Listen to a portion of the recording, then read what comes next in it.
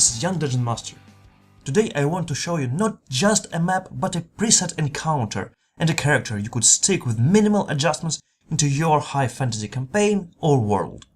So here we go. The broad concept is a wizard's tower that floats and flies, and for a good reason too.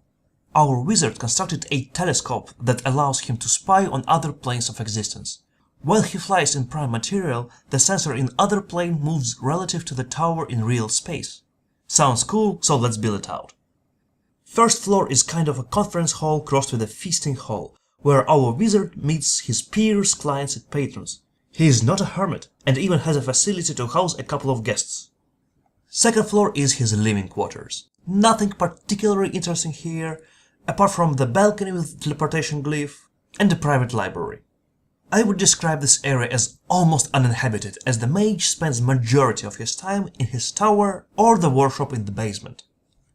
Speaking of, here lies the device that allows this little island to fly. In each corner we have controls for flight, easily adjusted with a mage hand spell. Workshop area consists of 3 crafting tables: gem cutting, magic item enchantments, and alchemy.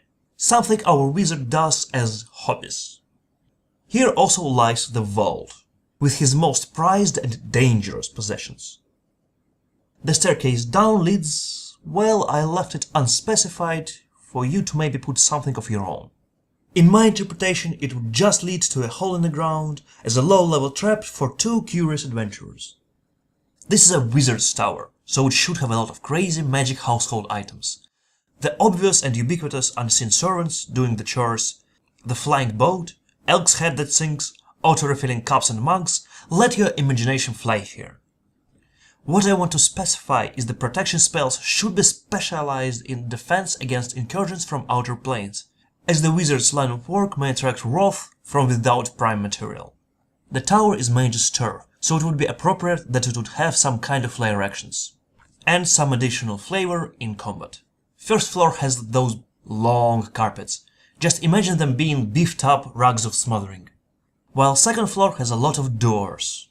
Random dimension doors. Whenever an unwanted guest passes through the door, make a roll and see where he exits. Annoyances like this will liven up an encounter.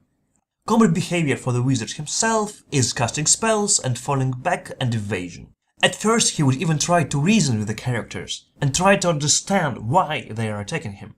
When he becomes convinced that the party cannot be negotiated with, he would employ conjuration spells to summon creatures that would deal with the intruders. I would suggest not giving him direct damage spells, as wizards tend to have big nuke spells that lead to early TPK, and that's just no fun. When the party is done with the wizard, what treasure would they find? The tower itself is a treasure. If you don't feel comfortable giving your players real estate, have the tower start falling from the sky with the mage's death. Your players will have to scramble and have to find a way to land safely. There is a vault in the basement to serve as a loot cave. Opening it could be a challenge if you want it to be one. I stick with what I call a player knowledge check. A puzzle that could be opened only using in-world knowledge players acquired during play. It rewards players who pay attention and does not break the world. I think puzzle logs that could be opened with logic a bit bizarre and out of place. As long as we are talking about extra stuff, you could add additional levels to an underground section to stretch the adventure out a bit.